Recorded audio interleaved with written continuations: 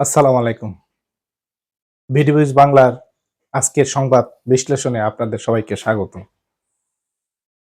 অত্যন্ত আনন্দের সহিত বলছি, বাংলাদেশ ব্যাংক আজকে জুলাই শহীদ এবং আহতদের কল্যাণার্থে ২৫ কোটি টাকার একটি ফান্ড গঠন করেছে। যেই ফান্ডের অর্থ দিয়ে গত জুলাইয়ে অভ্যুত্থানে যারা শহীদ হয়েছেন এবং আহত হয়েছেন তাদের চিকিৎসা, পরিবারের ভরণ-পোষণ সহ বিভিন্ন ধরনের সহযোগিতা করার উদ্দেশ্যে এই ফান্ডটি গঠন করা হয়েছে।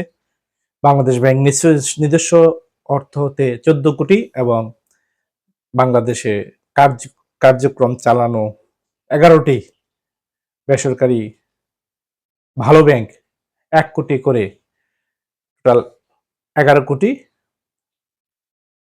টাকা,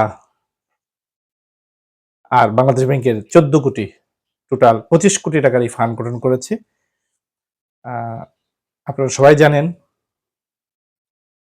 আওয়ামী ধানবীয় সরকার বাংলাদেশে শাসন ব্যবস্থা যেভাবে আঁকড়ে ধরেছিল, সেই ধানবীয় সরকারকে সরাতে গত জুলাই আগস্টে অভ্যুত্থানে ১৪০০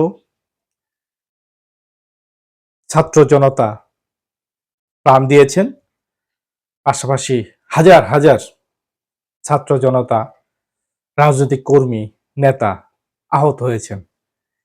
এই শহীদ এবং আহতদের কল্যাণার্থে যেই ফান্ড গঠন করা হলো, এটি অত্যন্ত একটি কার্যকর এবং সময়োপযোগী সিদ্ধান্ত। এজন্য বাংলাদেশ ব্যাংকের গভর্নর ডক্টর আহসান মনসুরকে সাহেবকে ধন্যবাদ জানাচ্ছি। সবাইকে ধন্যবাদ।